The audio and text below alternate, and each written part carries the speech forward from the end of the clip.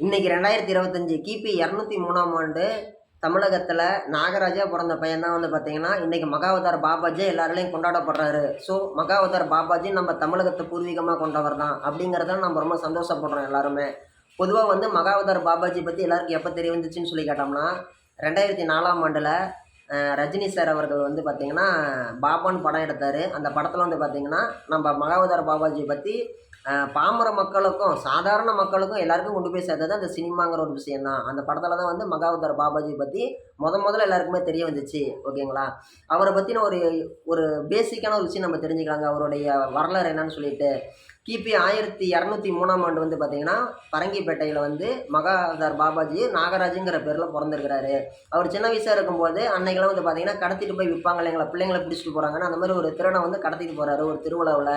கடத்திட்டு போய் கொல்கத்தாவில் இருக்கக்கூடிய ஒரு ஃபேமிலிக்கு வந்து அடிமையாக சேர்த்து விட்றான். அந்த திருடன் கொல்லக்கூட்ட சேர்ந்தவன் வந்து அந்த பையனை அடிமையாக சேர்த்து விட்றான். அவங்க அந்த வாங்கினவங்க என்ன பண்ணுறாங்க, வீட்டு வேலைக்கோசரம் மிகப்பெரிய பணக்காரங்க வாங்கியிருக்கிறாங்க. வாங்கினவொடனே என்ன பண்ணியிருக்கிறாங்க, அந்த பையனுடைய முகத்தில் வந்து அந்த தெய்வீக தோற்றத்தை பார்த்துட்டு, நீ வந்து சாதாரண மனுஷனாக இருக்க வாய்ப்பு இல்லை கண்ணு, நீ வந்து சின்ன பையனாட்டம் தெரியல எங்களுக்கு, உன்னை பார்த்தாலே எங்களை கையெடுத்து கும்பிடணும் போல தான் தோணுது, நீ ஏதாவது படிக்கணும்னு சொல்லி ஆசைப்பட்டீங்கன்னா சொல்லி படி கேட்குறோம், நீ எங்களுக்கே வாரிசாக இருந்துக்கோ எங்கள் கூடயே இருந்துக்கோன்னு சொல்லி கேட்கும்போது அந்த நாகராஜன்ற அந்த தம்பி என்ன சொல்கிறாப்புல, அந்த மகன் அந்த பையன் என்ன சொல்கிறாப்புல, நான் வந்து என்னை விட்டுருங்க, நான் வந்து வெளியில் போய் உலகத்தை சுற்றி பார்க்கணும் அப்படின்னு சொல்லி கேட்குறாரு. இவங்களும் உடனே சரி இன்னும் விருப்பம் போல் போயிட்டோன்னு சொல்லி கையெடுத்து கும்பிட்டு அனுப்பிவிட்றாங்க.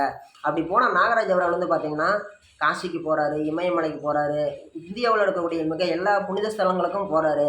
அப்படி போய் அங்கே இருந்தவர் அப்படியே அங்கே செட்டில் ஆகிடுறாரு இமயமலையிலேயே. இவருக்கு வந்து பார்த்திங்கன்னா ஒரு 17 வயசான வாட்டி இப்போ எப்படி நம்ம எல்லாம் என்ன சொல்லுவோம், ஒரு 16 வயசுக்கு அப்புறமேட்டு வந்து என்றும் 16ன்னு சொல்லி ஒருத்தர் வரவாங்கினார் மார்க்கண்டையன்னு சொல்கிறோம் இல்லைங்களா. அதேமாதிரி வந்து பார்த்திங்கன்னா 17 வயசுக்கு அப்புறமேட்டு அவரோட உடம்பு அப்படிங்கிறது வளர்ச்சி அடையவே இல்லையாம். 17 வயசு பையனாகவே இன்றைக்கும் வாழ்ந்துட்டு இருக்கிறாராம். ஓகேங்களா?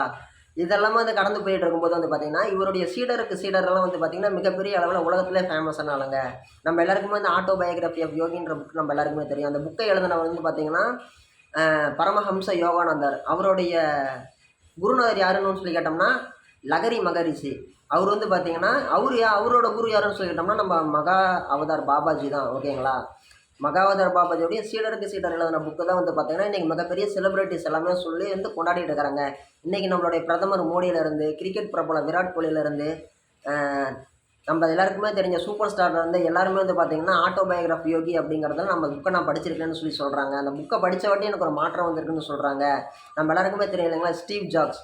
அவரே வந்து பார்த்திங்கன்னா வருஷத்தில் ஒரு டைம் வந்து பார்த்திங்கன்னா இமயமலைக்கு வந்து மகாவதார் பாபாஜி நினச்சி தியானம் பண்ணிட்டு போகணும்னு சொல்லி அவரே சொல்லியிருக்கிறார். வருஷத்துக்கு ஒரு டைம் ஆச்சும் நான் வந்து ஹிமாலயா நான் வந்துட்டு வந்துடுவேன்ட்டு. இன்றைக்கி அவர் அன்னைக்கு இருந்தார். சரி, இந்த காலகட்டங்கள்லேயுமே வந்து பார்த்திங்கன்னா நம்ம பிரிட்டிஷ் காலத்தை நம்ம பார்த்துருப்போம் இல்லைங்களா. ரீசெண்டாக சொன்னதான் அனிபெசன்ட் அவங்க என்ன சொல்லியிருக்கிறாங்கன்னு சொல்லி கேட்டோம்னா, நான் மகாவதார் பாபாஜி நான் சந்தித்தேன் அப்படின்னு சொல்லி மென்ஷன் பண்ணிக்கிறாங்க. கிட்டத்தட்ட 1800 வருஷத்துக்கு முன்னாடி பிறந்த ஒரு மனுஷனை இன்றைக்கும் வந்து ஒவ்வொரு குறிப்பிட்ட காலகட்டங்களையும் நான் அவரை பார்த்தேன், அவருடைய அருள் எனக்கு கிடச்சிச்சு அப்படின்னு சொல்லிகிட்டே இருக்கிறாங்க. இன்னும் சொல்ல போனோம்னா நம்மளோட நித்யானந்தா அவரு கூட வந்து சொல்லியிருக்கிறாரு, நான் வந்து மகாவதார் பாபாஜியை பார்த்தேன், எனக்கு நித்யானந்தா அப்படிங்கிற பேரை வந்து அவர் தான் வச்சாருன்னு சொல்லிட்டு. ஓகேங்களா? இந்த மாதிரி வந்து எல்லாருமே வந்து ஒரு சொல்கிறாங்க, நான் அவரை பார்த்துருக்கிறேன், அவரோட அருள் எனக்கு இருக்குதுன்னு சொல்லிட்டு. ஓகேங்களா? மகாவதார் பாபாஜி வந்து இன்றைக்கி வந்து சூட்சமமாக இமயமலையில் வாழ்ந்துட்டு தான் இருக்கிறாரு. இன்றைக்கி வந்து அவரை வழிபாடு பண்ணுறவங்க அப்படின்னு சொல்லி கேட்டோம்னா மிகப்பெரிய ஆளுங்க தான் பண்ணிகிட்டு இருக்கிறாங்க. அவருக்கான வழிபாடு முறைகள் இப்போ நம்ம ஒரு உதாரணத்துக்கு எடுத்துட்டோம் அப்படின்னு சொல்லி கேட்டிங்கன்னா, அவருக்கான கோவில் முறை வழிபாடுங்கிறது கிடையாது. அவர் வந்து பார்த்திங்கன்னா ஒரு சித்தர் நிலையை அடைஞ்சவருங்கிற தாண்டி ஒரு கடவுள் நிலையை அடைஞ்சிட்டாரு. ஓகேங்களா? நம்ம ஊரில் வந்து எல்லா சாமிக்கும் கோவில் இருக்குது. ஒரு ஊர் எல்லை காவல் தெய்வத்திலேருந்து மிகப்பெரிய பணக்கார தெய்வம் வரைக்கும் எல்லா சாமிக்கும் கோவில் இருக்குது, ஒரு வழிபாடுங்கிறது இருக்குது.